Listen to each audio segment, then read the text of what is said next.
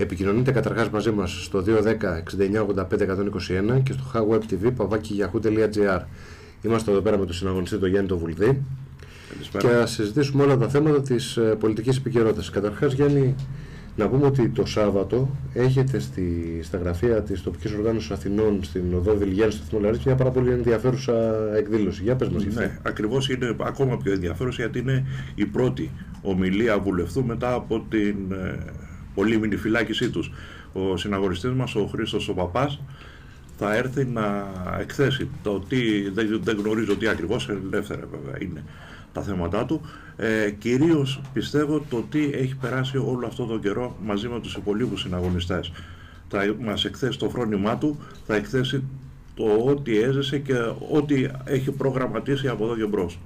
Εντάξει, μιλάμε για έναν άνθρωπο ο οποίος για τις ιδέες του και επειδή μπήκε ως αγκάθι στο σύστημα συναγωνιστής Ηλίας. Ναι. Χαίρετε. Χαίρετε, Ηλία, τι κάνεις? Καλά. Καλά είσαι? Ωραία. Λέγαμε εδώ πέρα, είμαστε με τον συναγωνιστή Βουλδί και λέγαμε για την πολύ ενδιαφέρουσα ομιλία που θα έχει η τοπική οργάνωση Αθηνών το Σάββατο. Με ποιον ομιλητή, παρακαλώ? Με τον Χρήστο τον Παπά. Ενδιαφέρον, ναι. Ο κύριος Παπάς έχει την δυνατότητα να μιλάει δημόσια.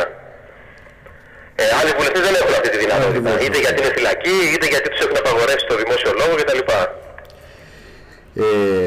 Ηλία, όσον αφορά την πολιτική επικαιρότητα, τα γνωρίζεις τα θέματα.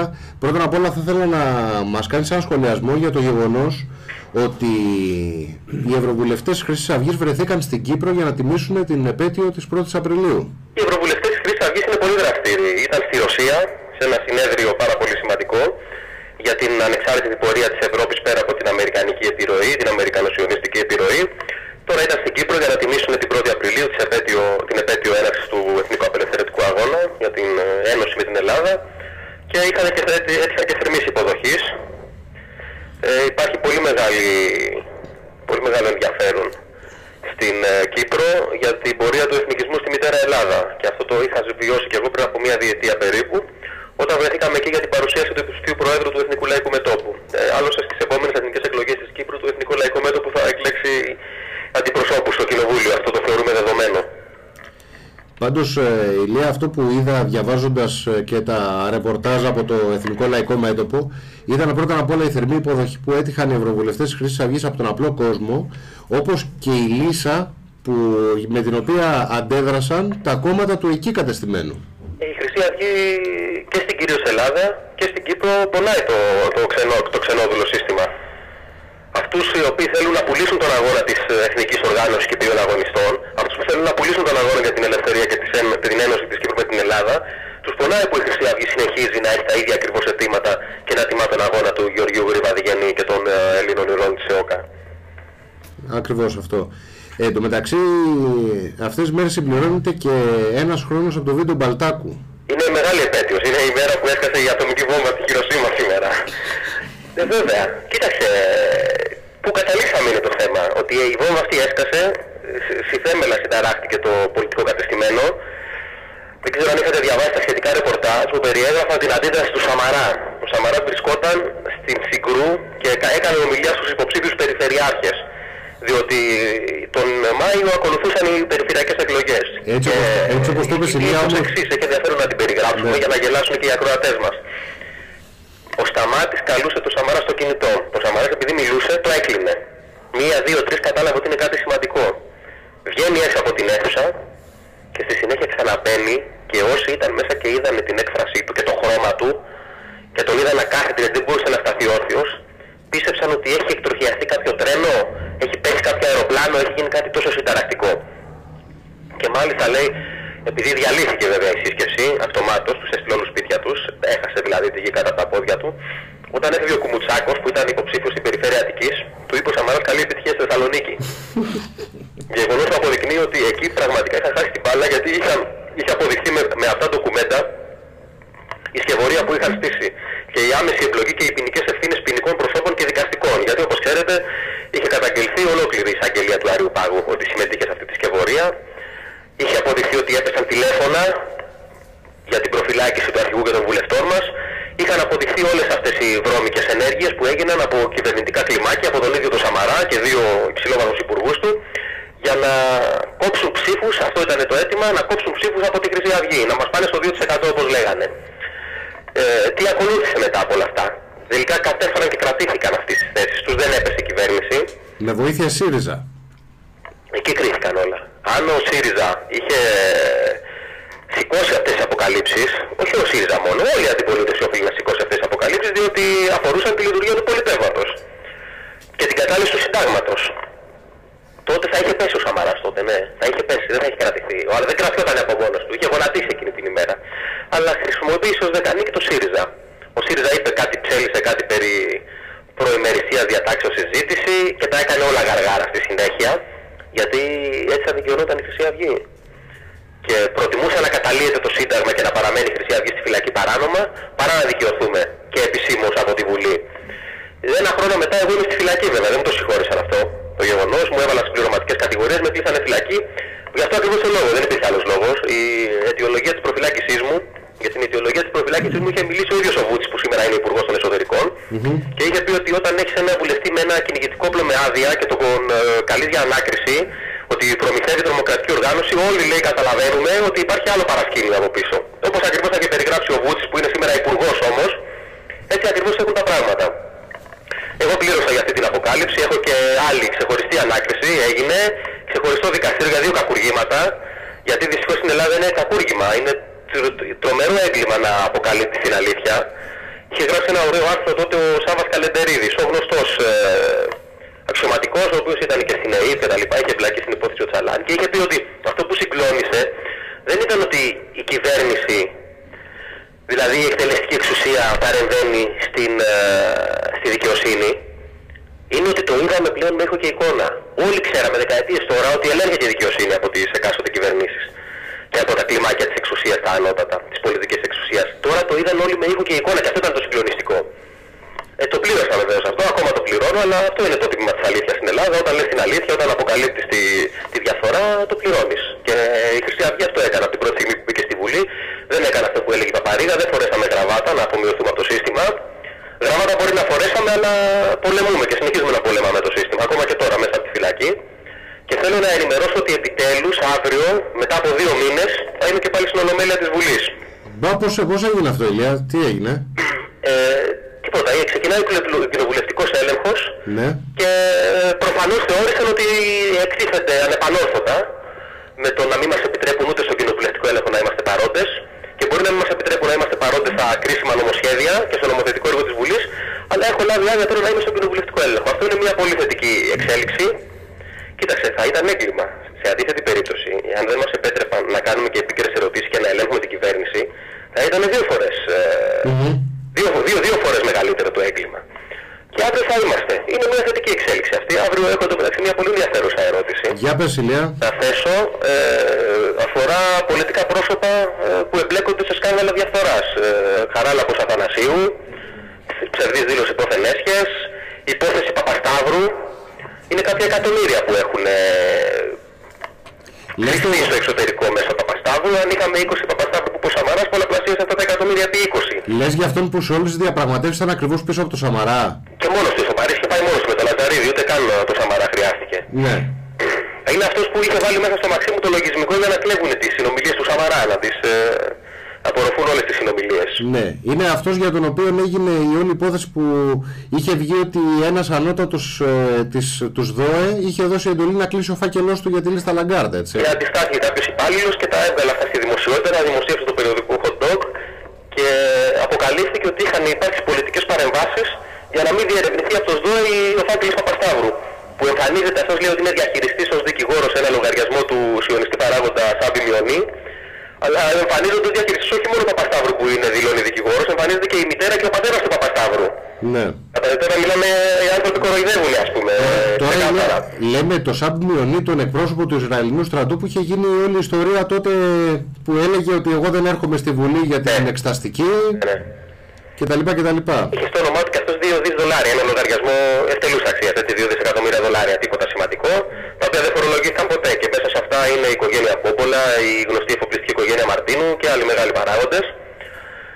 Η Μάργαρετ Παπανδρέου δεν βρέθηκε το όνομά της. Τώρα τι παρασκήνιο έχει παιχτεί εκεί, ένας μεγάλος παράγοντας στους ΔΟΕ πάντως σε κατηδίαν συζήτηση, και αυτό συζητήθηκε και στην Προανακριτική Επιτροπή δίκη και στη δίκη Παπακοσταντίνου, που κατέληξε τελικά σε ένα πλημεληματάκι εν τέλει και σε 12 μήνες φυλάκιση. Με αναστολή, έτσι. Ναι, ρε παιδιά, να πάει φυλακή ο άνθρωπος. Τι έκανε, ήταν ο υπουργός που μας έβαλε στο μνημόνιο. Είναι δυνατόν να πάει φυλακή ο υπουργός που μας έβαλε στο μνημόνιο, και σκεφτείτε το λίγο καλά, ή να πάει στη φυλακή για, πρόσεξε, απιστία σε βάρος του δημοσίου.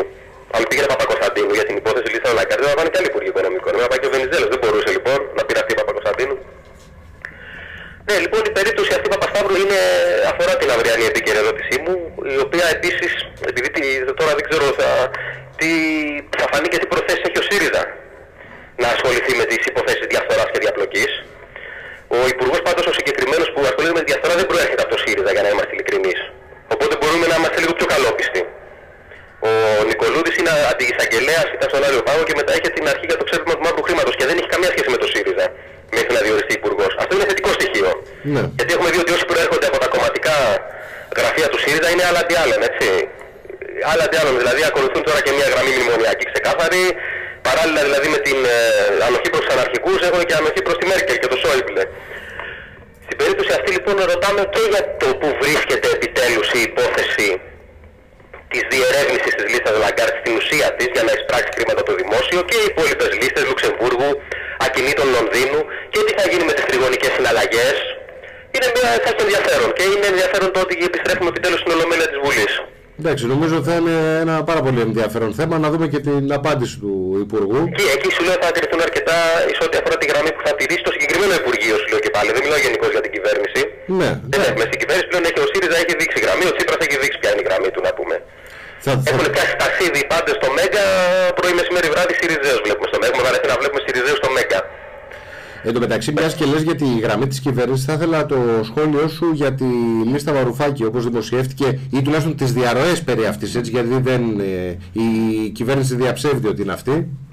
Τίποτα. Είναι μια ή άλλη πολιτική Σαμαρά με τους ίδιους στόχους, τα ίδια πλεονάσματα, τα ίδια μέτρα. Απόλυτη κατάρρευση των προεκλογικών εξαγγελιών του ΣΥΡΙΖΑ. Κάτι ανοησίες άκουγα σήμερα, έβγαινε η Βαλαβάνη και έλεγε κάποια στιγμή λέει θα καταργηθεί ο έμφυα, μάλλον θα μετονομαστεί ο έμφυα και δεν θα αφορά τη μικρή ακίνητη περιουσία. Δεν όρισε όμως ποια είναι η μικρή ακίνητη περιουσία. Τι γίνεται. Όλοι αυτοί οι μεγαλοκαρχαρίες Σιριζέοι, ας πούμε η Βαλαβάνη δεν ξέρει τι έχει απ' έξω στο εξωτερικό βγάλει, όπως και ο Τσακαλώτος, όπως και ο Σταθάκης, αυτοί δεν ξέρουν τι περιουσία έχουν. Και δεν μπορώ να καταλάβω ποια θεωρούν μικρή ακίνητη περιουσία. Γιατί ένα σπίτι 100 τετραγωνικών, ας πούμε, που είναι τεράστιο για έναν μέσο πολίτη σήμερα, για αυτούς μπορεί να θεωρηθεί μικρή ακίνητη περιουσία. Πάντως το σίγουρο είναι ότι άμεσα όλοι θα πληρώσουν έμφυα. Δηλαδή το χαρτί θα έρθει κανονικά και φέτος και εκείνο που θα αρχίσει η εκλογική κατάρρευση του ΣΥΡΙΖΑ και θα αρχίσει να χάνει ποσοστά ο ΣΥΡΙΖΑ. Όχι με τις βλακίες με τους αναρχικούς που κάνανε τσίρκο, μπήκανε 2 λεπτά μέσα στη Βουλή, κάνανε τους καραγκιόζιδες. Ήταν και ντυμένοι γαμπροί, έτσι. Εντάξει, εγώ το είδα και λέω αυτή δεν είναι αναρχική, ρε παιδιά, λέω. Αυτοί ήταν στο κολονάκι να πούμε, πίνανε καφέ και μετά πήγανε στη Βουλή. Δεν ήταν αναρχικοί αυτοί με τα κουστούμια να πούμε και τα κυριλέ. Τέλος πάντων, αυτά δεν προκαλούν καμία πτώση στα ποσά του ΣΥΡΙΖΑ. Αυτά είναι η μονταζιέρα του Σαμαρά, δουλεύει ακόμα για την προβολή από όλα τα κανάλια αυτού του ασήμαντου και γελίου γεγονότος.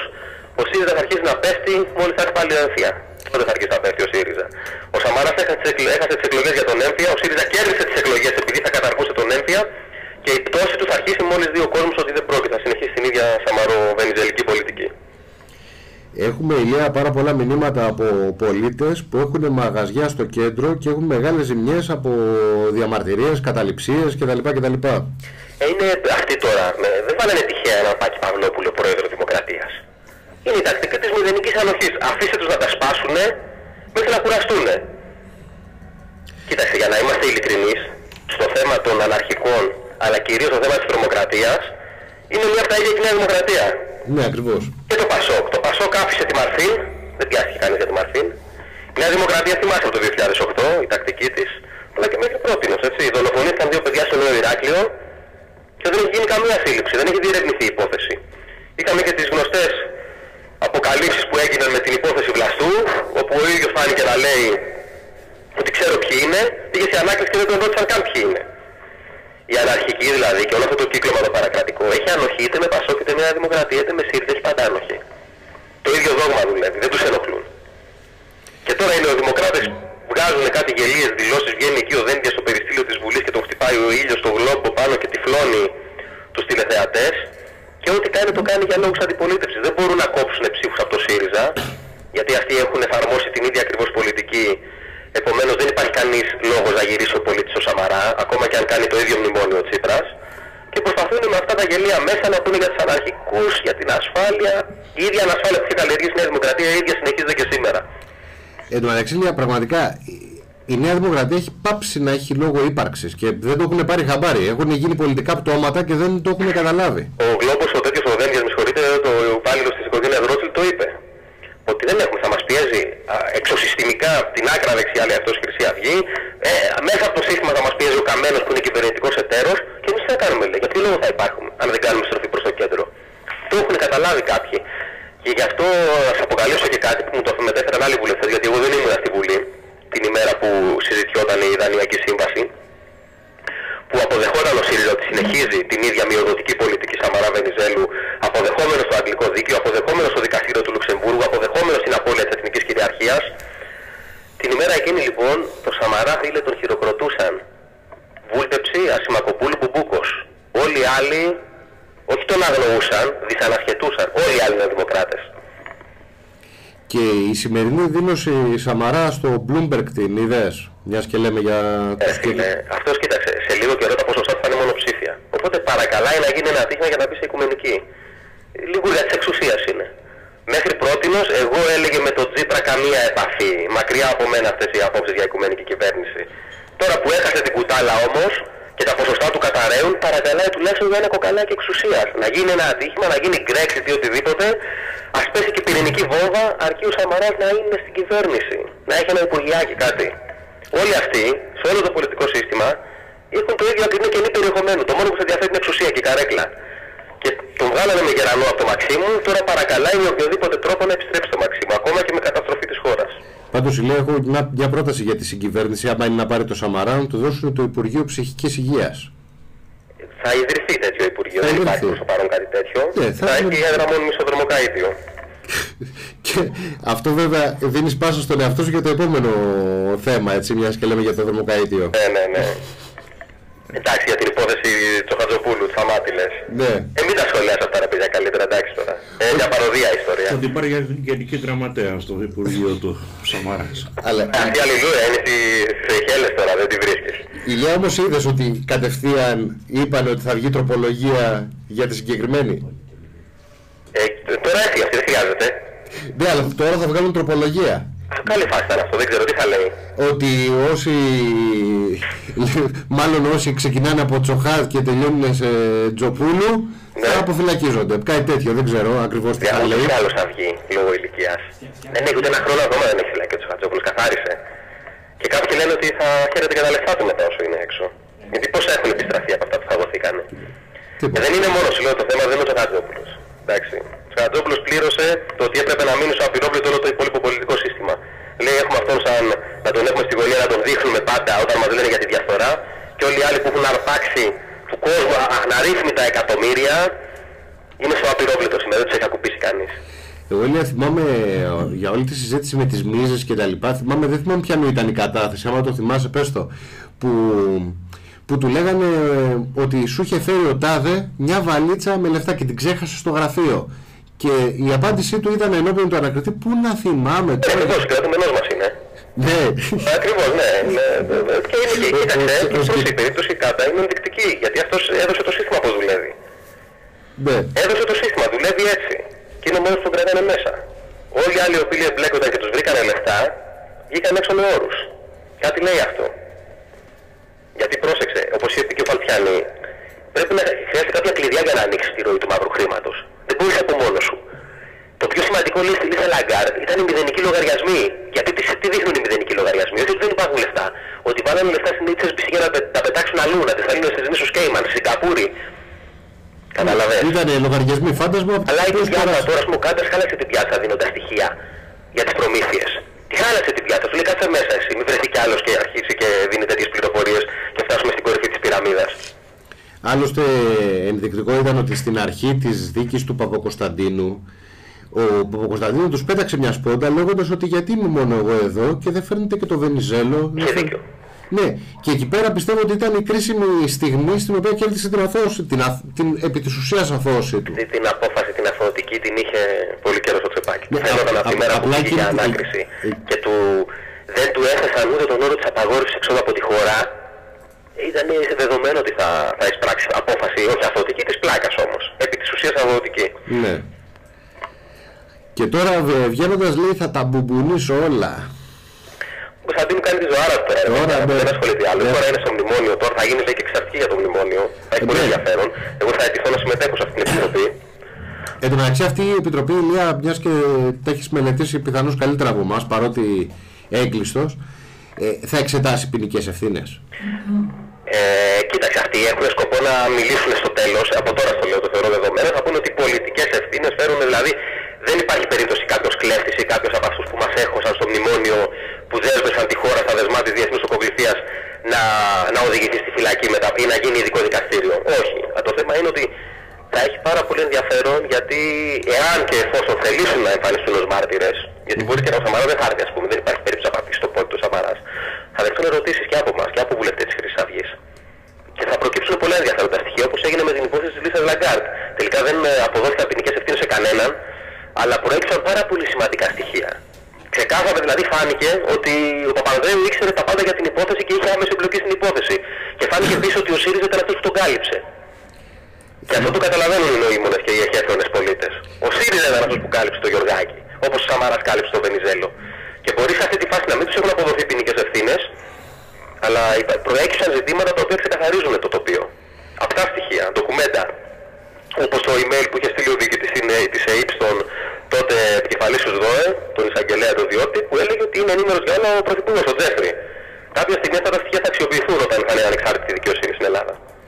Εν τω μεταξύ, μιας και λέμε για τα μνημόνια και για όλα αυτά και για ποινικές ευθύνες οι οποίες ανάγονται πίσω στο 2009 τουλάχιστον, έτσι, για να μην μιλήσουμε για πιο πριν. Η Χρυσή Αυγή ζητάει διερεύνηση υπόθεση από το 2000, δηλαδή από την είσοδο της χώρας στη ζώνη του ευρώ, η οποία έγινε με πάρα πολλές αλχημίες από την τότε σχολή Σιμίτη με Γιάννο Παπαντονίου υπουργό, που με χαλκευμένα στοιχεία μας έβαλαν στη ζώνη του ευρώ. Με χαλκευμένα στοιχεία, με ψεύτικα στοιχεία, μας προσέδεσαν στο γερμανικό άρμα μέσω του ευρώ και φτάσαμε στην κατάδια τη σημερινή, στην απόλυτη οικονομική καταστροφή της χώρας. Και εδώ πέρα, Ηλία, αξίζει να πούμε ότι για το εν λόγω ζήτημα για εκείνες τις αλχημίες του 2000, οι οποίες αλχημίες του 2000 απαντάνε στο όνομα swap τίτλος, μόνο η Χρυσή Αυγή έχει καταθέσει ερώτηση, έτσι. Άπειρες ερωτήσεις. Όχι, σου λέω συγκεκριμένα, γιατί το swap τίτλος ήταν να πληρωθεί τέλος Μαρτίου και όλοι το κάνανε γαργάρα το ζήτημα. Και μόνο η Χρυσή Αυγή κατέθεσε ερώτηση, νομίζω στους συναγωνιστές Γαλλαίος την κατέθεσε. Ναι, ακριβώς. Και στην περίπτωση τώρα που θα ξεκινήσει αυτή η επιτροπή, όχι θα καταθέσουμε απλά ερωτήσεις, θα έχουμε πρωταγωνιστικό ρόλο. Ναι.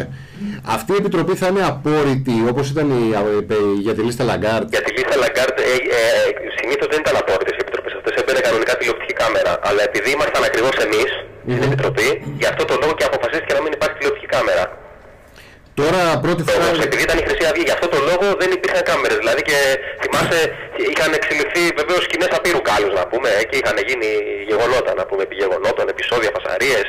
Έδειχναν εκεί τα κανάλια διαρκώς, χανόταν βέβαια η ουσία από όλα αυτά. Αλλά το θέμα είναι ότι εάν υπήρχε η εικόνα όλων αυτών των καταστάσεων, σίγουρα θα ήταν ακόμα πιο πολύ εκτεθειμένο το πολιτικό σύστημα και ακόμα πιο ανεβασμένη η Χρυσή Αυγή στη συνείδηση της κοινής γνώμης. Γιατί είπαμε πάρα πολλές αλήθειες. Τώρα θεωρώ πάρα πολύ πιθανό να γίνει το ίδιο και πάλι. Λες με πρώτη φορά αριστερά με απόρριτη. Γιατί έχεις δει πουθενά διαφοροποίηση. Επειδή πάμε επιτέλους μετά από 2 μήνες θα πάω στην Ολομέλεια της Βουλής αύριο. Είναι τρομερή εξέλιξη. Αύριο ο βουλευτής θα πάει στη Βουλή. Πρέπει να ανάβουμε κεράκια πιστεύω. Μετά από 2 μήνες απουσίας. Πραγματικά είναι θλιβερές αυτές οι καταστάσεις, Ηλία. Είδαμε όμως ότι κρατάμε κιόλας έτσι και το μόνο που προκύπτει είναι να εκτίθεται το σύστημα. Εν τω μεταξύ, μιας και λες κρατάμε, δεν ξέρω αν είδες την τελευταία δημοσκόπηση του Αίγυρου στο τόπο του Ζούγκλα, όπου η Χρυσή Αυγή εμφανίζει άνοδο, ενώ η ψοφοδεξιά κανονικά ψόφο όμως. Έτσι θα γίνεται όσο περνάει ο καιρός, ασφαλώς. Ασφαλώς έτσι θα γίνεται και θα έχουμε και εξελίξει σε δικαστικό επίπεδο. Και διαρκώς θα ανεβαίνει η Χρυσή Αυγή και όσο πιο πολύ αποκαλύπτεται η μνημονιακή πλευρά του ΣΥΡΙΖΑ, τόσο πιο πολλοί κόσμος θα απελευθερώνεται. Όχι μόνο από τη Νέα Δημοκρατία, και από αυτούς που ψήφισαν ΣΥΡΙΖΑ για να δουν μια αλλαγή και δεν βλέπουν αυτή την πολυπόθητη αλλαγή. Δηλαδή οι συνθήκες ευνοούν πολιτικά τη Χρυσή Αυγή. Δυστυχώς τα πράγματα πηγαίνουν άσχημα για τη χώρα. Αυτό είναι. Η όλη ουσία είναι ότι αγανάκτησε και η οργή των πολιτών τους οδηγούς στη Χρυσή Αυγή. Αν είχαν σκεφτεί πιο όρημα και στις πρόσφατες εκλογές θα ήταν διαφορετική πολιτική κατάσταση στην Ελλάδα. Έχουμε και ένα μήνυμα από τον συναγωνιστή Στέφανο, ο οποίος θέτει ένα ερώτημα το οποίο θα στο απέφθηνα και εγώ έτσι κι αλλιώς. Λέει, η δίκη θα γίνει ή θα πάμε σε επαόριστο αναβολή? Πεπερδεμένη ιστορία. Όπως άκουσα τον Παρασκευόπουλο, είπε ότι. Κοίταξε, καταρχήν η αίθουσα του Κορυδαλού δεν πλήρει τις προϋποθέσεις για να γίνει δίκη, έτσι, μιλώντας αντικειμενικά. 70 κατηγορούμενοι έχουν βάλει μέσα τον κάθε πικραμένο μέσα. Όποιον ξέρανε και δεν ξέρανε, γνωστούς και αγνώστους, τους βάλανε μέσα σε αυτή την υπόθεση για να γεμίσει το κατηγορητήριο. 140 δικηγόροι δεν χωράνε σε αυτή την αίθουσα, χωράνε 30 άτομα σύνολο. Το εφετείο λέει δεν δίνω αίθουσα, άρα δεν υπάρχει αίθουσα για να γίνει. Έτσι το παρουσίασε ο Παρασκευόπουλος. Τώρα τι θα κάνουν, αυτούς τους έχει βολέψει αυτή η ιστορία να μας κρατάνε εδώ, γιατί ακόμα είμαστε 3 βουλευτές μέσα, έτσι. Ναι. Τους έχει βολέψει. 3 βουλευτές και ο συναγωνιστής Ηλιόπουλος. Ο Παναγιώτης, ναι. Παιδαγός σύμβουλος, εκλεγμένος κι αυτός. Όλο που δεν έχει εκλεγεί βουλευτής, επειδή στη Μαγνησία δεν είχαμε βουλευτή λόγω του εκλογικού συστήματος, είναι ο εκλεγμένος εκπρόσωπος του κόμματος στο Περιφερειακό Συμβούλιο. Ναι. Τους βολεύει πολύ να μας κρατάνε εδώ. Γιατί όπως είχε πει και ο Καραγκούνης σε κλειστό κύκλο, το έχω πει επανειλημμένος, λέει τι, άμα είχαμε λέει, στοιχεία και μπορούσαμε να στοιχειοθετήσουμε όλα αυτά που κάναμε, δεν θα υπήρχε 18 μήνα, θα τους είχαμε κλείσει για 20 χρόνια μέσα. Αλλά δεν υπάρχουν, οπότε τελειώνουν και τα 18 μήνα και το έχουν πάει έτσι να πούμε. Και αυτό είναι ένα όνειδος βέβαια για τη δικαιοσύνη. Έχει εκτεθεί ανεπανόρθωτα η ελληνική δικαιοσύνη από όλη αυτή την ιστορία. Ανεπανόρθωτα να λειτουργεί Βουλή τώρα χωρίς βουλευτές εδώ για 1,5 χρόνο. Είναι πραγματικά ντροπή αυτά που συμβαίνουν. Πραγματικά με τη δίκη δεν ξέρω τι θα γίνει και δεν με απασχολεί τι θα γίνει. Την αθότητά μας την έχουν συνειδητοποιήσει οι πάντες. Τα εγκλήματα που έχουν γίνει σε βάρος μας τα έχει ομολογήσει η ίδια η κυβέρνηση και τα έχουν συνειδητοποιήσει οι πάντες. Μέχρι και αυτές οι αντιδράσεις που πήγαν να στήσουν για τα κανάλια ότι δεν θέλουν λέει, εδώ στην περιοχή να γίνει η δίκη ήταν μια γραφικότητα. Εκτέθηκαν κάποιοι γραφικοί Σιριζέοι εκπρόσωποι, τι εκπρόσωποι, τον εαυτό τους εκπροσωπούν, καθηγητές. Δεν εκπροσωπούν τους καθηγητές ούτε τους μαθητές. Είχαν γεμίσει τα σχολεία τις οικίες των μαθητών του Κορυδαλού και της Αγίας Βαρβάρας με προσκλήσεις να έρθουν στη διαμαρτυρία κατά του να γίνει η δίκη εδώ στις φυλακές Κορυδαλού. Που εμάς ασφαλώς και μας βρίσκει σύμφωνος αυτό, ξαναλέω. Και για να κάνουν αυτή τη διαμαρτυρία και να κάνουν πολιτική σπέκουλα, είχαν στείλει προσκλήσεις σε όλα τα σπίτια των μαθητών, σε όλες τις οικογένειες μαθητών. Και τελικά μαζευτήκαν 50 άτομα που ήταν κάτι έμιστοι του Ανταρσία και κάτι αναρχικοί με κάτι πανό τσακίστε τους φασίστες και κάτι τέτοιες ανοησίες που είναι εκτός εννοώ και ποινικά αδικήματα, έτσι. Το ότι ακούσανε χαιρετισμό από βουλευτές της Νέας Δημοκρατίας το μάθες? Πού στο Κορυδαλό? Ναι. Τι χαιρετισμό ακριβώς? Στη συγκέντρωση που λες είχε έρθει ο Τραγάκης. Ο Τραγάκης όπου μπορεί να μυριστεί μισή ψήφο, αυτός εκλέγεται από το 1974 και μετά. Αυτός θα γίνει μουμιά, θα γίνει 180 χρονών και θα βγαίνει βουλευτής. Γιατί πάει όπου έχει ψήφους. Ακόμα και εκεί μπορεί να κερδίσει μισή ψήφο από εκεί. Πήγε και έκανε χαιρετισμό. Δεν τους ξέρεις τώρα αυτοί οι παλαιά σκοπείς πολιτικάτιδες δεν έχουν πρόβλημα δεξιούς αριστερούς απέναντι. Είναι όλοι σταυροί. Ψήφοι και σταυροί. Σαν νεκροταφείο βλέπουν έξω την κοινωνία. Σαν ένα απέναντι νεκροταφείο με σταυρούς. Θα ήθελα, συγγνώμη, με συγχωρείς, έχω μείνει και παρακολουθώ τον Το παίρνει πάνω του Γιάννης Βουλδής τώρα, να μας πει για τι γίνεται στην τοπική Αθηνών και στην ευρύτερη περιοχή. Δεν το παίρνω απάνω μου, αλλά επειδή έχω σπάνιες φορές που μπορώ να σε ακούω, έχω μείνει και ευχαριστιέμαι. Για ρίχτα. Αυτό που λες. Απλώς η περιοχή των Αθηνών δουλεύει πάρα πολύ καλά. Προσπάθειες που γίνανε μέχρι και παρελάσεις μας κάνανε απ' έξω, αλλά πολύ βιαστικές, δεν τις ευχαριστηθήκαμε, δεν είχαν σημαίακια. Ήσουν στους επισήμους και παρακολουθούσες την παρέλαση? Ναι, είχαμε βγει στα μπαλκόνια, τα ξέρεις απάνω. Όπως είπες και εσύ, είναι τα νέα πρόσωπα των αναρχικών. Λέγανε τη Χρυσή Αυγή με γραβάτες, αλλά έχουν βγει αναρχικοί με γραβάτες. Γιατροί και τέτοια παντού. Μα εγώ έπαθα πλάκα χθες. Δηλαδή βλέπω τον άλλο με το κουστούμι και το τσαντάκι και λέω αυτός είναι τι είναι της φρουράς της Βουλής. Και άλλοι σαραταλείς ήταν στο κολονάκι για καφέ ήτανε. Εδώ περνάγανε με τα μηχανάκια με τα κουστούμια επάνω και φρεσκοχτενισμένοι, φρεσκοκουνημένοι. Κουστούμι, σκαρπίνι και παπί. Κανονικά. Αλλά από εκεί και έπειτα δεν πάγουν αυτοί, γνωρίζεις πολύ καλά, καλύτερα και από μένα ίσως, ότι είναι γόνοι πλουσίων οικογενειών, βορείων νοτίων προαστίων. Τώρα να έρθουμε στο κέντρο, μια μίλησες για την τοπική Αθηνών, η οποία πάει πάρα πολύ καλά. Είχαμε ένα αφιέρωμα για την Κύπρο, χτες και Τρίτη και Τετάρτη, με προβολές και με μια πάρα πολύ καλή ομιλία του Νίκου του Λεμοντζή που γνωρίζει τα θέματα, με εκατοντάδες κόσμο, με εκατοντάδες στην κυριολεξία, και οι οποίοι έλεγαν αυτό το πράγμα, ότι δεν γίνεται γνωστό τίποτα από όλα αυτά στη σύγχρονη Ελλάδα. Από εκεί και έπειτα υπάρχει πάλι, έχουν επανέλθει τα συστήματα της Νέας Δημοκρατίας με διάφορους ανθρώπους που γυρνάνε ελεύθεροι από εδώ και από εκεί.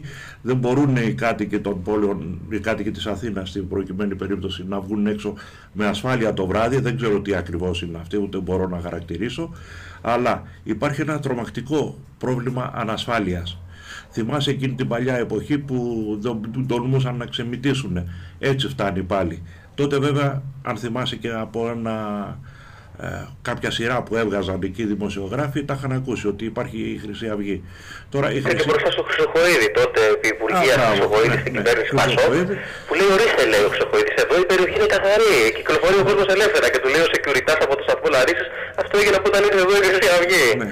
Τώρα απλώς η Χρυσή Αυγή προσπαθούν και τα καταφέρουν σε πάρα πολλές, κοροϊδευόμαστε κιόλας, να μας έχουν στη γωνία με αυτούς τους λαθρονόμους ή οτιδήποτε άλλο, δεν ξέρω πώς τους λένε, όλες αυτές τις παράξενες. Το θέμα είναι, έχει ξεσηκωθεί ο κόσμος και έχει αρχίσει πάλι να ξαναγυρνάμε στο προεκλογών αγώνα τους. Κοίταξε να ξεκαθαρίσουμε λίγο το θέμα αυτό περί αντιρατσιστικής νομοθεσίας κτλ. Η Χρυσή Αυγή λέει, έχει πολιτικό λόγο, έχει συνθήματα ενάντια στη λαθρομετανάστευση. Η λαθρομετανάστευση, επειδή έχουν πει ένα σωρό ανοησίες, δεν πείθει στον αντιρατσιστικό νόμο. Γιατί δεν αφορά ούτε φιλετικές διαφορές, ούτε εθνοτικές διαφορές, ούτε θρησκευτικές διαφορές. Η λαθρομετανάστευση αφορά την τήρηση ή μη της νομοθεσίας. Η Χρυσή Αυγή λέει όχι στη λαθρομετανάστευση. Δηλαδή να τηρηθεί η νομοθεσία. Ο λαθρομετανάστης δεν έχει φυλή, χρώμα, θρησκεύμα κτλ. Είναι αυτός που μπαίνει στη χώρα παράνομα. Επομένως, από τη μία πλευρά έχουμε τη Χρυσή Αυγή που λέει τήρηση της νομοθεσίας, και από την άλλη έχουμε όλο το αντισυνταγματικό τόξο που λέει ναι στην παρανομία. Και επειδή ακριβώς δεν έχουν επιχειρήματα ενάντια σε αυτή τη θέση της Χρυσής Αυγής, εφαρμόζουν, λέει, αντιρατσιστικός νόμος. Είπατε όχι στη λαθρομετανάστευση, να διερευνήσει ο εισαγγελέας αν είναι κακούργημα αυτό για να πάτε φυλακή. Αλλά όλα αυτά τα ζητήματα βεβαίως, ειδικά ο κάτοικος του κέντρου των Αθηνών, που βιώνει το πρόβλημα στην καθημερινότητά του, που δεν μπορεί να κυκλοφορήσει έξω από το σπίτι του, ασφαλώς στρέφεται προς τη Χρυσή Αυγή. Και όσο και αν έχουν βάλει τον καμένο για αντίβαρο μέσα στην κυβέρνηση ΣΥΡΙΖΑ και να λέει για κόκκινες γραμμές, καμία κόκκινη γραμμή δεν έχει εφαρμόσει από τη στιγμή που μπήκε στην κυβέρνηση. Ακολουθεί 100% την πολιτική του ΣΥΡΙΖΑ και σε επίπεδο μνημονιακό και σε επίπεδο εγκληματικότητας και λαθρομετανάστευσης. Ο Καμένος από την πρώτη στιγμή που μπήκε είχε αμφισβητήσει από τους δεξιούς, τώρα έχει τελειώσει για τους δεξιούς ο Καμένος. Έχει τελειώσει ακριβώς. Αν βγεις κάποια στιγμή με το καλό, ελπίζω και όσο το δυνατόν πιο σύντομα, και κάνεις μια βολτούλα από τα μέρη που κάναμε πάντοτε βόλτες μέσα στα κέντρα, θα δεις τι μεγάλη ζημιά έχει γίνει αυτόν τον καιρό. Τώρα για τους λαθρέους ή οτιδήποτε απαγορεύεται, δεν υπάρχουν λαθρέοι άνθρωποι όπως λένε κάποιοι, όπως δεν υπάρχουν δηλαδή λαθροκυνηγοί, λαθρέμποροι, δεν υπάρχουν. Έτσι είναι. Παράτυποι έμποροι, παράτυπο κυνήγι. Ναι, μπράβο. Παράτυπο κυνήγι. Λαθροθύρες είναι παράτυποι κυνηγοί. Ηλία, μέχρι να έρθεις τώρα αύριο μεθαύριο, οπότε θα ελπίζω να βγεις απ' έξω. Τέλη Δεκεμβρίου το αργότερα, εντάξει. Όχι, δεν ελπίζω πολύ πιο νωρίς. Δεν θα αντέξουν. Ο κόσμος κάποια στιγμή θα ξεσπάσει. Για την ώρα είναι μαζεμένος. Μας έχουν κόψει τα πάντα, τα γνωρίζεις, εσείς φυλακές, δεν υπάρχει χρηματοδότηση, δεν υπάρχει τίποτα και η Χρυσή ανεβαίνει. Ο Σαμαράς έλεγε πριν από ένα χρόνο βγήκαν αυτά τη φορά, 2% έλεγε, δεν τα κατάφερε τελικά. Ο Σαμαράς πολλά έλεγε, τον είδαμε προχθές όταν πήρε την κοινοβουλευτική ομάδα, όχι ο Σαμαράς για να φύγουνε. Εγώ ήταν απολαυστικό επειδή το έβλεπα στην τηλεόραση, είμαστε βουλευτές που παρακολουθούν τις συνεδριάσεις στην τηλεόραση. Τουλάχιστον έχουμε τηλεόραση, έτσι. Αυτό είναι κάτι. Δηλαδή στο Ευρωπαϊκό Δικαστήριο Ανθρωπίνων Δικαιωμάτων θα πρέπει η πλευρά Σαμαρά να το χρησιμοποιήσει αυτό, ότι μας είχαν το ελεύθερο να βλέπουμε τηλεόραση.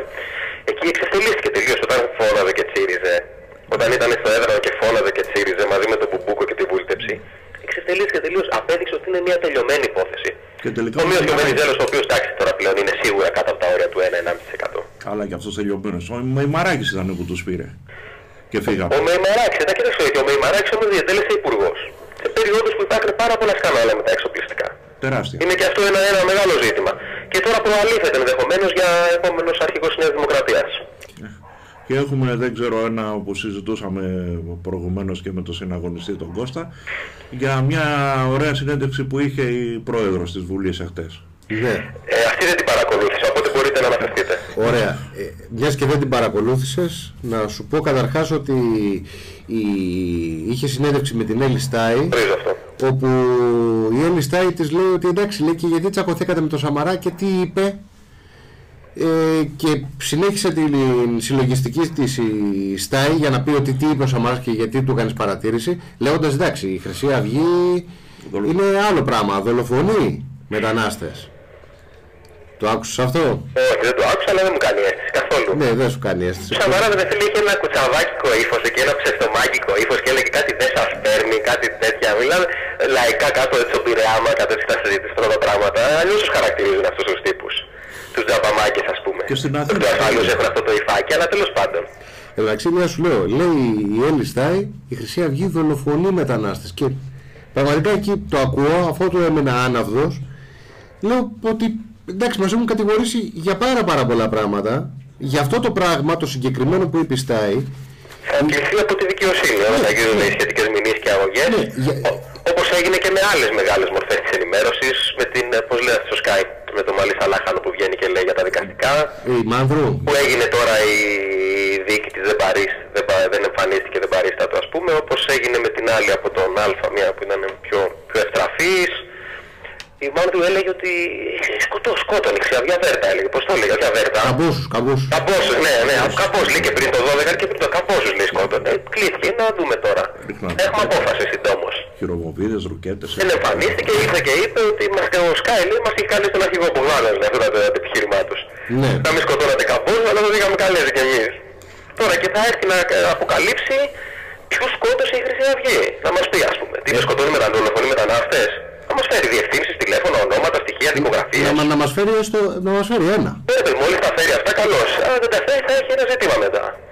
Αλλά αυτά είπαμε, στη δικαιοσύνη πλέον, θεσμικά.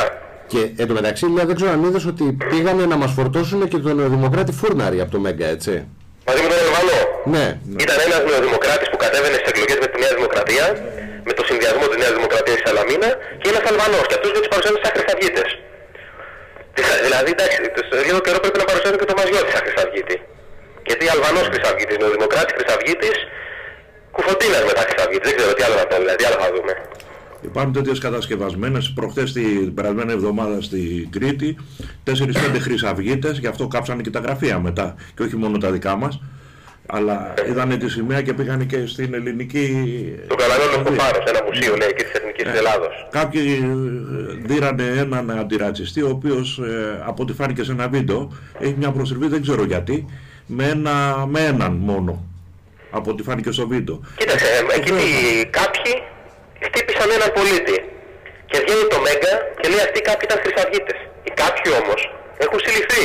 Έχουν παραπευθεί σε δικάσιμο και δεν είναι Χρυσαυγίτες. Επομένως το Μέγκα θα μηνυθεί πολύ σύντομα. Ήδη ετοιμάζεται και αυτή.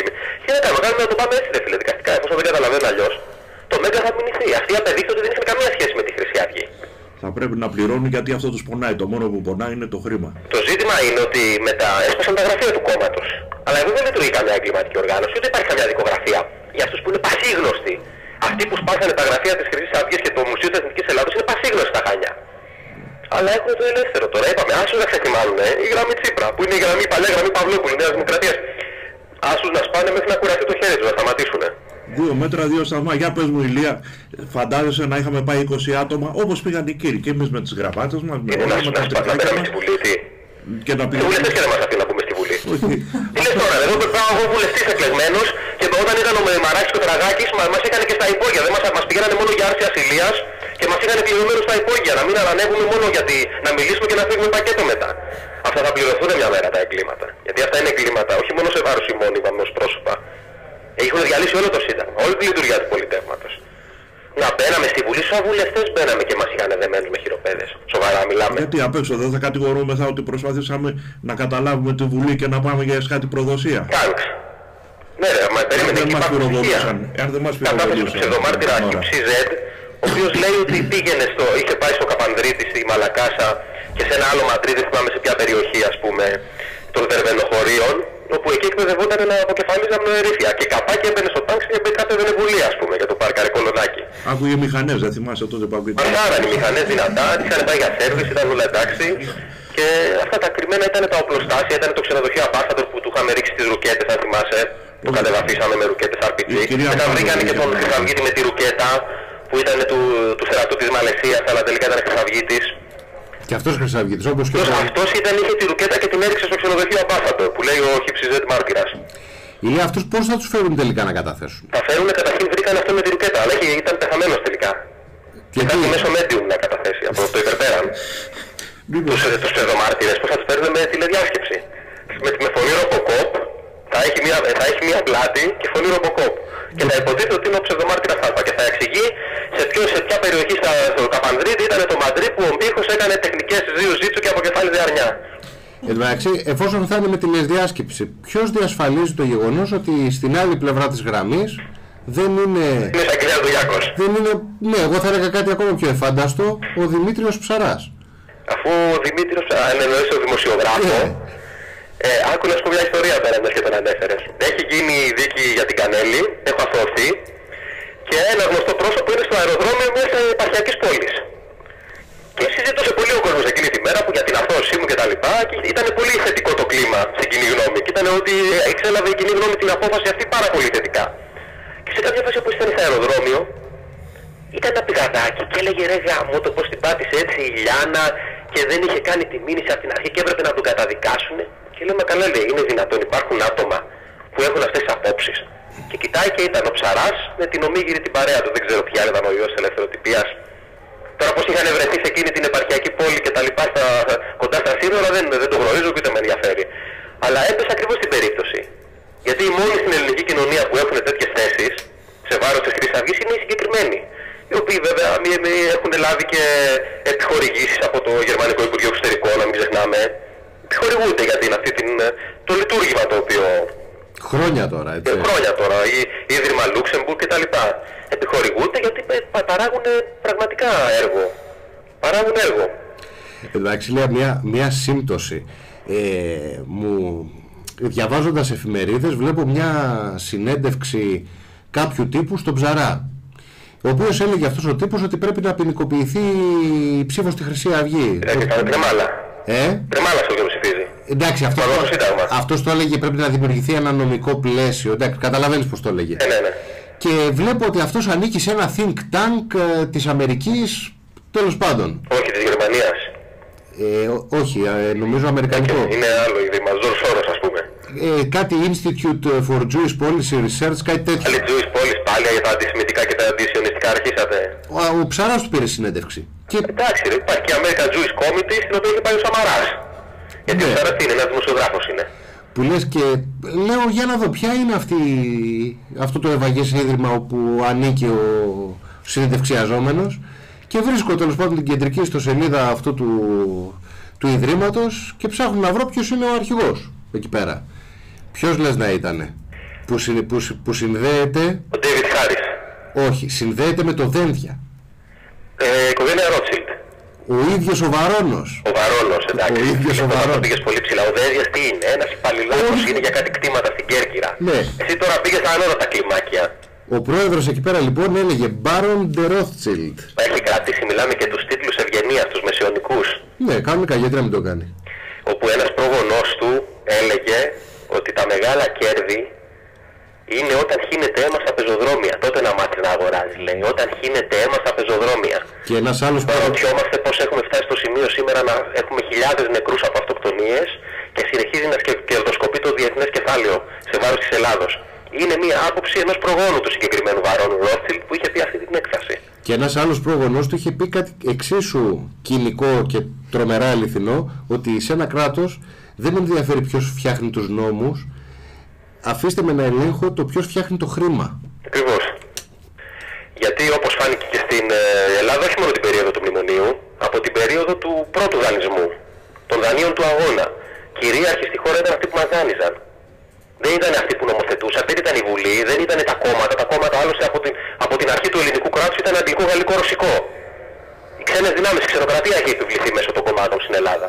Αυτοί που κρατούσαν στα χέρια του όλη τη διοίκηση και στα χέρια τους όλη τη διοίκηση της χώρας, αυτοί που ήλεγχαν απόλυτα την Ελλάδα, ήταν οι δανειστές, όπως είναι και σήμερα. Δεν έχει αλλάξει αυτό.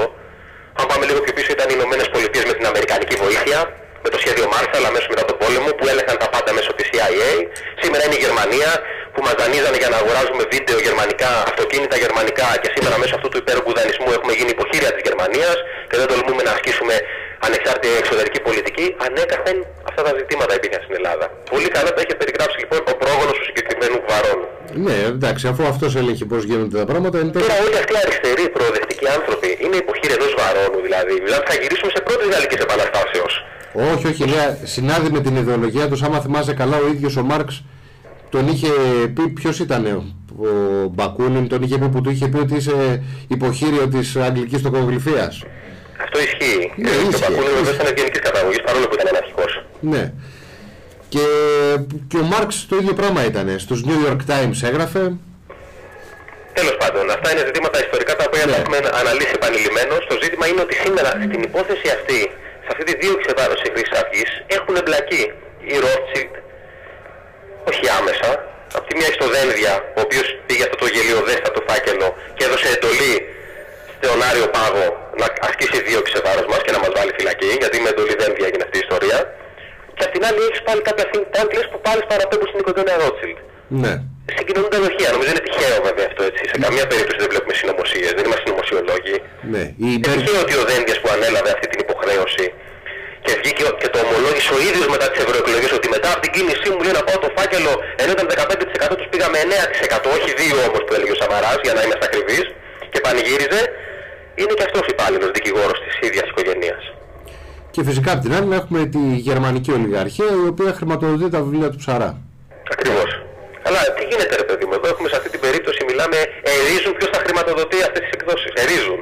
Think tank αμερικανικά, ιδρύματα Λούξεμπουργκ με χρηματοδότηση από τη γερμανική κυβέρνηση. Γίνεται πόλεμος. Ποιος θα προλάβει, ποιος θα πρωτοπρολάβει να σπρώξει αυτή την ιστορία σε βάρος του τρίτου κόμματος της χώρας. Και αυτό... Άλλωστε συγγνώμη και ο Τσίπρας το είπε έτσι. Βοηθήστε με, κάντε κάτι γιατί μετά έρχονται τον Παπούλας. Χρυσή Αυγή μετά τους λέει. Κάντε κάτι να πετύχω, γιατί μετά όχι γιατί πεθαίνουν οι Έλληνες, όχι γιατί είμαστε ανεξάρτητο κράτος, γιατί έρχεται η Χρυσή Αυγή. Αλλά αν έρθει η Χρυσή Αυγή, δεν θα σας πει ότι το κατοχικό δάνειο είναι ηθικό θέμα. Το κατοχικό δάνειο είναι πρωτίστως οικονομικό θέμα. Το κατοχικό δάνειο είναι υποχρεωμένοι οι Γερμανοί να το εξοφλήσουν. Ιδάλλως η Ελλάδα δεν πρέπει να τους πληρώνει τις υποχρεώσεις τους. Γιατί έχουν μεγάλο χρέος προς την Ελλάδα. Και τα ποσά που λένε δεν είναι πραγματικά. Το κατοχικό δάνειο είναι σίγουρα πάνω από 100. Είναι σίγουρα πάνω από 100, όπως και των Παρισίων προέκυψε. Όχι κάτι μηδαμινά ποσά που δίνουν σήμερα. Άλλοι μελετητές, ένας Γάλλος μελετητής που ασχολήθηκε πάρα πολύ με το ζήτημα αυτό και παρουσίασε μια σχετική μελέτη, το παρουσιάζει ότι ξεπερνά το ελληνικό δημόσιο χρέος. Ότι ξεπερνά τα 500 δις ευρώ για την ακρίβεια. Όχι τα 100 δισεκατομμύρια που λένε άλλοι διακεκριμένοι μελέτες. Ο Βάγκεν Φλάισερ έχει εκφράσει την άποψη ότι είναι πάνω από 100 δις το κατοχικό δάνειο προς την Ελλάδα σήμερα με τους νόμιμους τόκους. Υπάρχουν και άλλες απόψεις. Και βέβαια θα έχει πάρα πολύ μεγάλο ενδιαφέρον να δούμε τι θα προκύψει και από τη συγκεκριμένη Επιτροπή της Βουλής, στην οποία εγώ δεν έχω καμία απολύτως εμπιστοσύνη, από τη στιγμή που αν είδα την πρώτη συνεδρία συζητάγανε για τους αναρχικούς. Και μια επιτροπή που ήδη είχε την πρώτη αποχώρηση, έτσι. Έφυγε τους πήρε το ποτάμι. Τους πήρε το ποτάμι. Πήρε το ποτάμι γιατί από τη μία μπομπολιστά και από την άλλη κατοχικό δάνειο και γερμανικές αποζημιώσεις δεν συνάδεται ένα μετάλλο, είναι λίγο πέρδεμα. Και Μέρκελ και πολεμικές επανορθώσεις δεν μπορείς να τα παίζεις, θα σε πνίξει το ποτάμι μετά. Ηλία, νομίζω πως τη στιγμή που έβγαινε από την πόρτα της Επιτροπής ο Θεοδωράκης, Βενιζέλος και Σαμαράς τον κοιτάγανε με ζήλια. Γιατί πολλοί θα θέλουν να κάνουν το ίδιο, αλλά δεν μπορούνε. Ούτως ή άλλως, Θεοδωράκης, Βενιζέλος και Σαμαράς έχουν πάρα πολύ καλή σχέση με την οικογένεια Μπόμπολα. Γιατί ο Θεοδωράκης ήταν υπάλληλος της οικογένειας, ως δημοσιογράφος πολλά χρόνια τώρα, ενώ ο Βενιζέλος Σαμαράς θυμάσαι στα έργα αυτής της πολυθρύλητης εθνικής οδού Κορίνθου Πατρών, που είχε βγει ο Σαμαράς να δώσει δήλωση από πίσω είχε 17.000 ταμπέλες του άκτορα. Δεν λέω ότι είναι υπάλληλο, έτυχε ρε παιδί μου, δεν λέω ότι έκανε διαφήμιση στις επιχειρήσεις της οικογένειας Μπόμπολα που της έχει δώσει όλα τα δημοσία έργα. Κατά τύχη εκεί που στάθηκε ο Σαμαράς να μιλήσει, από πίσω είχε 17 διαφημίσεις άκτορ. Και βέβαια Κορίνθο Πατρών ακόμα σκοτώνει τον κόσμο. Τότε είχε μαζέψει όλα ό,τι υπήρχε σε εργαλείο, λέγοντας ας πούμε από όλη την Πελοπόννησο, τα είχαν στήσει, την άλλη μέρα τα ξαναπήραν και ξαναφύγανε και έμεινε ρημιά. Κάποιοι θυμάμαι κάτι παλιές εποχές που τη βγάζανε με τα πόδια την Κορίνθο Πατρών και τη σκηνία για αστυνομία. Κάτι παλιές εποχές, αλήθεια μνήμης εποχές. Δεν ξέρω γιατί μπορώ να θυμηθώ κι εγώ.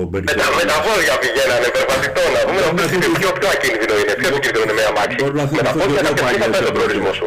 Μην αναφερόμαστε σε αυτές. Πάντως το θέμα είναι το άγχος τους, η αϊπνία τους, τα χαπάκια τους είναι η Χρυσή Αυγή και συγκεκριμένα, εκτός από το ότι ανεβαίνουμε συνέχεια ένα κόμμα που δεν έχει χρηματοδότηση, ένα κόμμα που το κυνηγάμε, αυτό που κάνεις τώρα εσύ και όλοι οι συναγωνιστές και όλοι μας, το να διακομωδούμε. Είσαι φυλακή τώρα, Ηλία, ένας νέος άνθρωπος, ένας άνθρωπος που πιάνει την πέτρα και τη στίβει. Έτσι. Για πλάκα είσαι φυλακή. Το ξέρουμε όλοι. Αυτό και εγώ κάνω την πλάκα μου.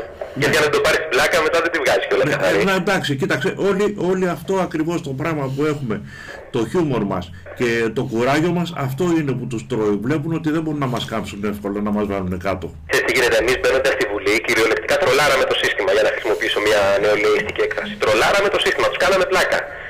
Στο τέλος μας τρολάρανε και αυτοί. Πάω στην ανάκριση και μου λένε: είχες μια καραμπίνα σπίτι σου από τον πατέρα σου με άδεια, αλλά ήταν για τρομοκρατική οργάνωση αυτή, σου λένε. Αφού πολέμησε στο Βιετνάμ, ρε Ηλία. Βιετνάμ, και θα την έδινε σε άτομα άγνωστα στο μέλλον για να όχι για να κάνουν εγκλήματα τελικά, αλλά για να τρομοκρατούν τον κόσμο. Δηλαδή, εντάξει, με τρολάρανε εκεί. Εκεί μιλάμε, με ισοπεδώσανε. Εδώ ψάχνανε να βρουν την πινακίδα. Τι να έλεγα εγώ εκεί πέρα. Την πινακίδα που πυροβολούσε, ψάχνανε για να σου κάνει μήνυση πινακίδα. Μα δεν πήγα για κατακρεούργηση πινακίδας όμως. Πήγα για ότι. Πρόσεχε και τους λέω το μεταξύ, ρε παιδιά, δεν μπορούσα να τη δώσω σε άγνωστα πρόσωπα να κάνουν άγνωστα εγκλήματα. Τη στιγμή που ήταν στο όνομά μου δεν υπήρχε λόγος να κάνουν εγκλήματα. Η εγκληματική οργάνωση δεν θα έκανε εγκλήματα τελικά. Απλά θα έσπαγε το ηθικό των αντιπάλων της. Αυτά τώρα. Μετά με το Βιετνάμ και με το Στάλινγκραντ και τέτοια μου τα φέρανε γραπτός, ρε φίλε. Είναι με υπογραφές ανωτά των δικαστικών τώρα. Με τρολάρανε σε απόλυτο βαθμό εκεί. Και από κάτω η Ηλία αντί για υπογραφή εκεί πέρα που γράφει το Γιάκος έγραφε LOL, έτσι. Μα είναι όλο ακριβώς, όλο αυτό το σκηνικό ήταν ακριβώς η απάντηση στο τρολάρισμα που τους έκανε η Χρυσή Αυγή 1,5 χρόνο μέσα στη Βουλή και συνεχίζει ακόμα και το κάνει. Αλλά εκείνο, αυτοί τι κάνανε, βγάζανε συνέχεια βιντεάκια, κάτι βλακίες, πινακίδες, εκεί να παλεύω με τις πινακίδες, να κάνω κάμψεις. Μετά βγαίνει το βίντεο του Καλτάκου, ας πούμε, αυτό κάνει ήταν τρολάρισμα στο σύστημα. Δίνανε πόνο 6 μήνες βιντεάκια και ήρθε ένα βιντεάκι 3 λεπτών, ας πούμε, από το πουθενά το υπερφέραν και τους τσάκισε. Ηλία, αυτό που τους γονάτισε δεν ήταν το βιντεάκι 3 λεπτών, ήταν το βιντεάκι 6 δευτερολέπτων. 14 λέξεις. 14 λέξεις είναι, έτσι. Λοιπόν, κύριοι, να είστε καλά και θα τα πούμε αύριο στη Βουλή. Θα ελπίζουμε σε νέο βιντεάκι τίποτα, μια τελευταία ερώτηση. Καλό. Πώς είπες? Θα ελπίζουμε σε νέο βιντεάκι κάτι. Κάτσε, βιντεάκι με 14 λέξεις ή με πείσματα στους στίχους και τα λοιπά, τι θέλετε? Ό,τι έχεις, ό,τι έχεις. Οι μυστικές υπηρεσίες του Βλαντιμίρ Πούτιν εκεί να απευθυνθείτε. Να σε καλά, Ηλία. 14 λέξεις. 14 καταιγιστικός όπως πάντοτε ο Ηλίας, δεν προλαβαίνεις να πεις κουβέντα. Έχω μείνει ψύχρεμος. Ψύχρεμος, ναι. Να μην πούμε και τη λέξη. Δυστυχώς αυτοί οι άνθρωποι είναι στις φυλακές, αυτοί οι άνθρωποι δεν έχουν τη δυνατότητα να πάνε εκεί που πρέπει και να αντιμετωπιστούν. Δεν είμαι κανένας να βγει ο αρχηγός ή ο Ηλίας ή ο Λαγός ή οποιοδήποτε να μιλάει μόνος του, τον αντιμετωπίζουν, αλλά εκεί, όχι πίσω από τα κάγκελα. Καλά, μόνο πίσω από τα κάγκελα μπορούν να αντιμετωπίσουν τη Χρυσή Αυγή και από ό,τι αποδεικνύεται ούτε έτσι μπορούν. Οπότε δεν φταίνε αυτοί που αντιμετωπίζουν έτσι τη Χρυσή Αυγή. Πιο πολύ φταίνε αυτοί που ψηφίζουν και στηρίζουν αυτούς όλους τους, να πω, μην πω προδότες, μην πω τέτοια, έστω τους παράξενους. Πρέπει να προσέχουμε, δεν ξέρω. Μου έχει πει από το νομικό τμήμα, θα προσέχεις πάρα πολύ, θα μας ρωτάς. Τώρα δεν μπορώ να πάρω κανένα τηλέφωνο, με συγχωρείτε, μπορώ να πω κάτι. Λοιπόν, να θυμίσουμε και τις εκδηλώσεις. Πρώτα απ' όλα, Σάββατο, 7.30 ώρα. 7.30 ώρα στην τοπική Αθηνών, απέναντι από το σταθμό Λαρίσης, ο συναγωνιστής Χρήστος Παπάς σε πρώτη συνέντευξή του. Μετά τη φυλάκιση. Μιλάμε για μια συγκλονιστική στιγμή, μια τρομερή ομιλία. Θα είναι ο πρώτος που έρχεται σε θα είναι ο πρώτος που έρχεται σε επαφή με συναγωνιστές. Οι άλλοι δεν μπορούμε κανένα να δούμε. Είναι ούτε ο αρχηγός, ούτε ο Γιάννης ο Λαγός. Ούτε ο Γιάννης ο Λαγός, ούτε ο αρχηγός, ούτε καν και οι υπόλοιποι. Παραδείγματος χάρη, από την Πάτρα παράδειγμα, ο Αρβανίτης απαγορεύεται. Ο Αρβανίτης δεν μπορεί να έρθει. Ναι. Απαγορεύεται. Ούτε ο Νίκος ο Βίκος, ούτε η Ελένη Ζαρούλια. Λοιπόν, ο πρώτος που θα έρθει σε εμάς πιστεύω ότι θα γίνει πανικός το Σάββατο. Ναι. Και το επόμενο πρωί, Κυριακή 5 Απριλίου, 11 η ώρα το πρωί, στη Λεωφόρο Γραμματικού, θα γίνει μια πάρα πολύ ωραία εκδήλωση. Εκεί πέρα ήταν ένας σταθμός χωροφυλακής όπου σαν την Κυριακή, πώς λέμε σαν σήμερα σαν Κυριακή, 5 Απριλίου τους κατασφάξαν οι κομμουνιστές. Μπήκανε μέσα, έγιναν ασχήμες. Και στην ιδιαίτερη πατρίδα μου, έξω από την Πάτρα, στη Χαλανδρίτσα, είχε γίνει η μάχη της χωροφυλακής που τους κατέκαψαν. Είναι καταγεγραμμένοι, αλλά και αυτοί φροντίζουμε να δεν ξεχνάμε. Ναι, ακριβώς. Επίσης, μιας και σήμερα Πέμπτη, να σας θυμίσουμε, κυκλοφορεί από χθες η εφημερίδα Χρυσή Αυγή, το καινούργιο φύλλο, αριθμός φύλλου 922, και επίσης σήμερα παρελήφθη και διατίθεται από το Εθνικιστικό Βιβλιοπωλείο το 10ο τεύχος της Εθνικής Επιθεώρησης με άνδρος. Και είπαμε, Σάββατο τοπική οργάνωση Αθηνών, σταθμός Λαρίσσες, συγκλονιστική ομιλία του συναγωνιστή Παπά, την Κυριακή στο Γραμματικό, και η Χρυσή Αυγή συνεχίζει τον αγώνα της. Όλες τις τοπικές οργανώσεις. Και όχι μόνο συνεχίζεις, όλες, εκτός από την τοπική Αθηνών, όλες οι τοπικές έχουν κόσμο, τον οποίο ο κόσμος δεν τον γνωρίζουν. Ούτε καν ο ΣΥΡΙΖΑ. Τα γραφεία του ΣΥΡΙΖΑ, όσες φορές περνάμε, έχουν 3-5 άτομα. Καλά, κάτσε. Αυτή τη στιγμή ο ΣΥΡΙΖΑ έχει άτομα στα γραφεία του, γιατί τελειώνει υποκατάληψη. Καλά, ναι, είναι τα κολλητάρια τους. Ναι, εντάξει. Γιατί όταν. Ναι, ο Σαμαράς είχε μια άλλη νοοτροπία. Ο ΣΥΡΙΖΑ έχει μια άλλη νοοτροπία. Όταν βγαίνουν λοιπόν οι αναρχικοί με τις γραβάτες, όταν κάνουν αντιδιαδήλωση και περνάνε, ξέρω εγώ, 5 χιλιόμετρα από οτιδήποτε άλλο, κάποιος μπορεί να σκεφτεί μήπως τα έχουν κουβεντιάσει. Λέμε, άμα είναι κάποιος έτσι παράξενος. Και γι' αυτό δεν κάνουν τίποτα για να μπορούν να πηγαίνουν στα προπήλαια. Αν είχαν κάποιες 5 πράγματα, δεν θα μπορούσαν να πάνε στα προπήλαια. Ακριβώς, γιατί μια μέρα μπήκανε στο περιστήλιο της Βουλής, την άλλη μέρα υψώσανε στον άγνωστο του στρατιώτη. Τιμάς τον συναγωνιστή Αλεξανδράκη να μαζευτούμε 20, να πάμε κι εμείς έτσι. Ναι, για μια, πώς το είπανε, για μια ειρηνική διαμαρτυρία. Και την επόμενη εκπομπή που θα κάνουμε εδώ σε καμιά 35 χρόνια. Μετά θα είμαστε εμείς από το τηλέφωνο. 30-35 χρόνια. Μετά σου λέω θα είμαστε εμείς από το τηλέφωνο, θα το παίρνουμε βάρδι. Και εσύ προλαβαίνεις, εγώ δεν προλαβαίνω, έχω και μια ηλικία. Όμορφα, θα την βγάλεις, εντάξει. Καλά είναι, το βγάλω μέσα εκεί, όχι. Τέλος πάντων. Λοιπόν, το διασκεδάζουμε για να μην μας πάρει αυτή ακριβώς η κατάθλιψη από κάτω. Λοιπόν, συναγωνιστές, με αυτά και με αυτά φτάσαμε στο τέλος άλλης μιας πολιτικής εκπομπής της Χρυσής Αυγής.